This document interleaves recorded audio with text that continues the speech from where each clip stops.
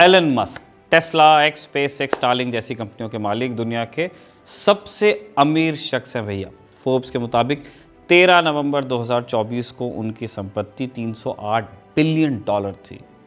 Billion dollar, $1 billion में 8,300 करोड़ रुपए होते हैं, तो आप मल्टीप्लाई करके देखिएगा कि नंबर कितना आता है रुपए में। दूसरा नाम विवेक रामास्वामी का है। भारतीय मूल के अमेरिकी बिजनेस पर्सन हैं, राजनेता हैं। उनके पास लगभग $1 बिलियन की संपत्ति है और फोर्ब्स में इनका नंबर आता है अमीरों की लिस्ट में 2757वां। एलन मस्क और विवेक रामास्वामी की संपत्ति में ज़मीन आसमान का अंतर है। दोनों के बिजनेस अलग अलग हैं और दोनों की शुरुआत में भी बहुत डिफरेंस है, लेकिन 12 नवंबर को ये दूरी पाट दी गई। नियति अब इन दोनों को साथ ले आई। दरअसल अमेरिका के प्रेसिडेंट इलेक्ट डोनाल्ड ट्रंप ने एक नई एजेंसी बनाई जिसका नाम है department of government efficiency, dose. कुत्ते वाला जो क्रिप्टो करेंसी थी वहीं से नाम ही आया है। शाब्दिक अर्थ अगर आप इसका निकालना ही चाहते हैं तो हिंदी में बनेगा सरकारी दक्षता विभाग।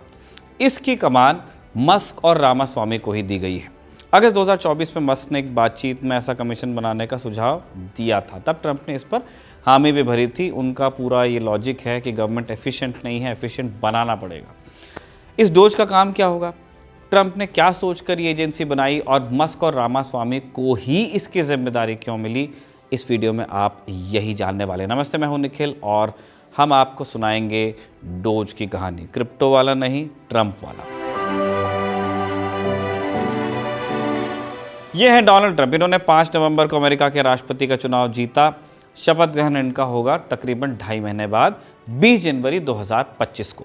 उससे पहले ट्रंप अपनी कैबिनेट बना रहे हैं, जैसे कि हिंदुस्तान में भी होता है कि प्राइम मिनिस्टर अपनी कैबिनेट बनाते हैं। हिंदुस्तान में शपथ के बाद होता है, यूएस में पहले नाम अनाउंस होते हैं। अमेरिका के सिस्टम में लेकिन एक और अंतर है। भारत सरकार में मंत्री बनने के लिए आपको पार्लियामेंट के किसी हाउस का सदस्य होना ज़रूरी है। लोकसभा में, राज्यसभा में कहीं होने चाहिए आप। यूएस में ऐसा नहीं है।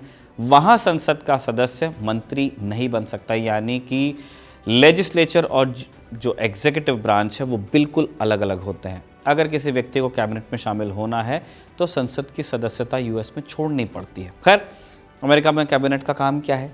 संविधान के आर्टिकल 2 में लिखा है, यूएस कॉन्स्टिट्यूशन के, कि कैबिनेट का काम है राष्ट्रपति को एडवाइस करना उस विषय पर जिसका मंत्रालय कंसर्न मंत्री को दिया गया है, सेक्रेटरी जो होते हैं। कैबिनेट में राष्ट्रपति और उपराष्ट्रपति के अलावा 15 मंत्रालय हैं, यानी कि 15 लोग और आते हैं। और विभाग क्या होते हैं? विदेश, वित्त, रक्षा, जस्टिस, शिक्षा, होमलैंड सिक्योरिटी, वहाँ के गृह मंत्रालय को बोलते हैं, मोर और लेस अपने यहाँ की तरह।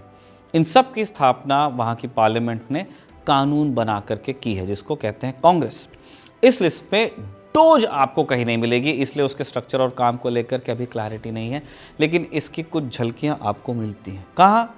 अगर आप ट्रंप, मस्क और रामास्वामी के बयानों को पढ़ते हैं। 12 नवंबर को ट्रंप ने डोज को लेकर एक स्टेटमेंट दिया। बताया कि डोज के 4 मुख्य काम होंगे: डिसमैंटलिंग गवर्नमेंट ब्यूरोक्रेसी, यानी सरकारी अफसरशाही को ख़त्म करना, तोड़ना, उसे रिड्यूस करना, स्लैश एक्सेस रेगुलेशन, यानी नियम कायदों को कथित रूप से आसान बनाना, कट वेस्टफुल एक्सपेंडिचर्स, यानी कि बेकार के खर्चों में कटौती या उन खर्चों में कटौती जिन्हें ट्रंप बेकार मानते हैं, और रीस्ट्रक्चरिंग ऑफ फेडरल एजेंसीज़, यानी सेंट्रल एजेंसियों का पुनर्गठन, जो फेडरल एजेंसीज़ वहाँ पे होती हैं, केंद्र सरकार की एजेंसियाँ कह सकते हैं। ट्रंप ने इस कवायद को मैनहट्टन प्रोजेक्ट के तुलना में दिखाया है। मैनहट्टन प्रोजेक्ट आप जानते ही हैं कि 1940 के दशक में शुरू हुआ था। ये सेकेंड वर्ल्ड वॉर के वक्त इस प्रोजेक्ट के तहत अमेरिकी वैज्ञानिकों ने पहला परमाणु बम बनाया था, जिसका इस्तेमाल बाद में जाकर के अगस्त 1945 में जापान के खिलाफ हुआ 2 बार। इसके बाद जापान को सरेंडर करना पड़ा और दूसरा विश्व युद्ध खत्म हुआ आधिकारिक रूप से। ट्रंप का दावा है कि डोज का प्रोजेक्ट इस स्केल का है। अमेरिका में हर साल सरकारी कामकाज में $6.5 ट्रिलियन से ज़्यादा का खर्च आता है। अब ये हिंदुस्तान की कुल जीडीपी का लगभग 2 गुना है। ट्रंप का कहना है कि डोज इस खर्चे को कम करने में मदद करेगी ताकि उस पैसे का इस्तेमाल दूसरी जगहों पर किया जा सके जो ट्रंप को ज़्यादा ज़रूरी लगती हैं। ट्रंप के प्लान का एक मकसद अपनी आइडियोलॉजी के लोगों को सरकारी तंत्र में भरना भी है। अब ये प्लान कैसे अमल में लाया जाएगा? 28 अक्टूबर को एलन मस्क ने एक रैली में कहा था कि वो कम से कम $2 ट्रिलियन की कमी कर सकते हैं सरकारी खर्च में। अब तब तो उन्होंने ये नहीं बताया था कि कैसे करेंगे। हालांकि वो 100 से ज़्यादा सरकारी एजेंसीज पर ताला लगाने और अधिकतर स्टाफ को कुछ पैसे ले दे करके निकालने की बात कह चुके हैं। एग्जैक्टली उन्होंने यही काम ट्विटर में किया था। ट्विटर को खरीदने के बाद मस्क ने 80% स्टाफ को पिंक स्लिप्स पकड़ाई थी, रवाना कर दिया था। डोज की कमान मिलने के बाद इन्होंने पोस्ट किया, मस्क ने threat to democracy, no threat to bureaucracy, यानी कि क्या डेमोक्रेसी को खतरा है? नहीं, ब्यूरोक्रेसी को खतरा है। ये मस्क की बात हुई। रामास्वामी का प्लान क्या है? रामास्वामी ने पिछले बरस रिपब्लिकन पार्टी के प्राइमरी इलेक्शन में दावेदारी पेश की थी, राष्ट्रपति बनना चाहते थे वो भी, लेकिन बाद में नाम वापस लिया, ट्रंप को समर्थन दिया। प्राइमरी इलेक्शन के दौरान उन्होंने कहा था कि वो शिक्षा मंत्रालय, FBI और ब्यूरो ऑफ अल्कोहल, टबैको और एक्सप्लोसिव जैसे विभागों पर ताला लगा देंगे। चूंकि अब उनके पास पावर है, बहुत संभावना है कि वो इसी के इर्द गिर्द अपने मिशन की शुरुआत करेंगे। रामास्वामी ने एक्स पर एलन मस्क को टैग करके लिखा कि हम कोई रहम नहीं करेंगे। अब सवाल ये उठता है कि ट्रंप ने इन दोनों को ही क्यों चुना डोज के लिए। पहले हम मस्क वाला एक्सप्लेनेशन आपको देते हैं कि क्या लगता है। मस्क लंबे समय से ट्रंप के सपोर्टर रहे हैं, ओपनली ट्रंप की अल्फा मेल नोशन के सबसे बड़े प्रतीकों में से हैं। दूसरी बात यह है कि जनवरी 2021 में ट्विटर ने ट्रंप का अकाउंट बैन किया था। जब मस्क ने ट्विटर को खरीद लिया, उन्होंने इस बैन को हटाया। फिर 2023 में ट्रंप ने राष्ट्रपति चुनाव लड़ने का फैसला किया और मस्क ने उनके कैंपेन में खूब पैसा भी दिया, लगभग 1700 करोड़ रुपए। कैंपेन के आखिरी दिनों में मस्क ट्रंप के साथ मंचों पर भी दिखे। जिस दिन राष्ट्रपति चुनाव का नतीजा आया वो ट्रंप के साथ थे। और फिर जब ट्रंप ने यूक्रेन के राष्ट्रपति व्लादिमीर ज़ेलेंस्की से फ़ोन पर बात की, उस फ़ोन कॉल में भी मस्क शामिल थे। अमेरिकी मीडिया में छपी रिपोर्ट्स के मुताबिक नतीजा आने के बाद से मस्क ने ज़्यादातर टाइम जो अभी तक स्पेंड किया है वो ट्रंप के घर पे किया है। तभी से बात चल रही थी कि मस्क को ट्रंप की कैबिनेट में कोई ना कोई बड़ी रिस्पॉन्सिबिलिटी मिलेगी। अब दिलचस्प बात यह है कि मस्क को जो विभाग मिला है उसी नाम से क्रिप्टो करेंसी भी है, जैसा हमने पहले बताया, डोज कॉइन। इसको मस्क का समर्थन मिला हुआ है। ट्रंप की जीत के बाद से डोज कॉइन की कीमत भी ऊपर भाग रही। जिन्होंने पहले खरीदा उनके ब्यारे न्यारे। विवेक रामास्वामी का केस क्या है? इन्हें क्यों लिया गया? प्राइमरी इलेक्शन में रामास्वामी के कैंपेन का सबसे बड़ा नारा था शट इट डाउन, यानी सरकारी एजेंसीज को बैन करो, सरकारी खर्च में कटौती करो और जिन स्टाफ की ज़रूरत कम है उन्हें बाहर निकालो।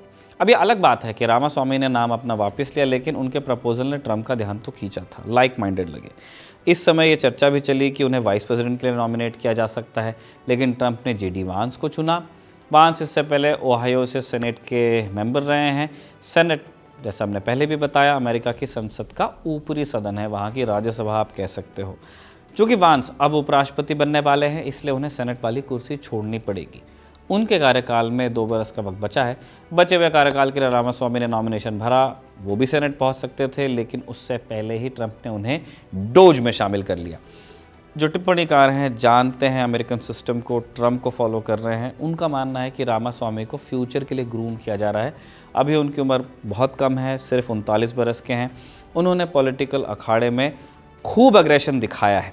आने वाले समय में वो रिपब्लिकन पार्टी के सबसे कद्दावर नेताओं की लिस्ट में भी शामिल हो सकते हैं।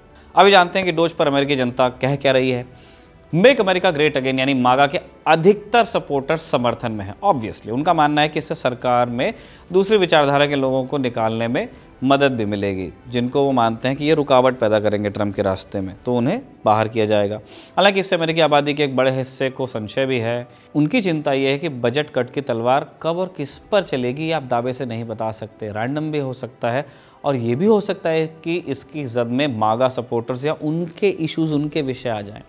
ट्रंप के आलोचकों का यह कहना है कि इसके ज़रिए बदले की राजनीति भी शुरू हो सकती है और निष्पक्षता की गुंजाइश ख़त्म हो सकती है।